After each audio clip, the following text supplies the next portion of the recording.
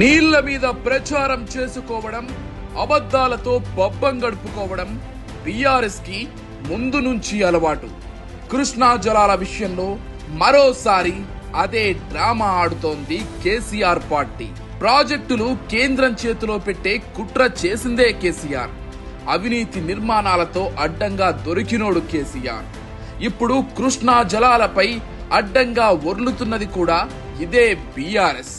కేసీఆర్ విఫలమవ్వడం వల్లనే మనకు కేవలం 811 టీఎంసీలలో 299 టీఎంసీలు కేటాయించడం జరిగింది.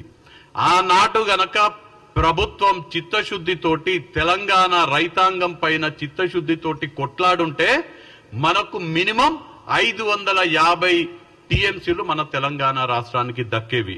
చూసిండ్రు కదా, ఉన్నది ఉన్నట్టు పాయింట్ మాట్లాడతాడు.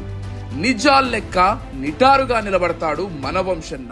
10 సంవత్సరాలు కేసీఆర్ ముఖ్యమంత్రిగా ఉంటే ఏ ఒక్క సంవత్సరం కూడా మనకు కేటాయించబడ్డటువంటి 299 టీఎంసీల నీటిని వాడుకోలేకపోయినటువంటి అసమర్థ ముఖ్యమంత్రి కేసీఆర్, అసమర్థ ప్రభుత్వం బీఆర్ఎస్ ప్రభుత్వం. కల్వకుర్తి తొలి దశ తెచ్చింది కాంగ్రెసే, కోయిల్ సాగర్ కట్టింది కాంగ్రెసే.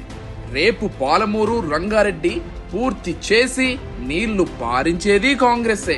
విన్నారుగా, ఉన్నది ఉన్నట్లు చెబుతాడు. పాలమూరు ప్రయోజనాలకు పహారా కాస్తాడు మన వంశన్న.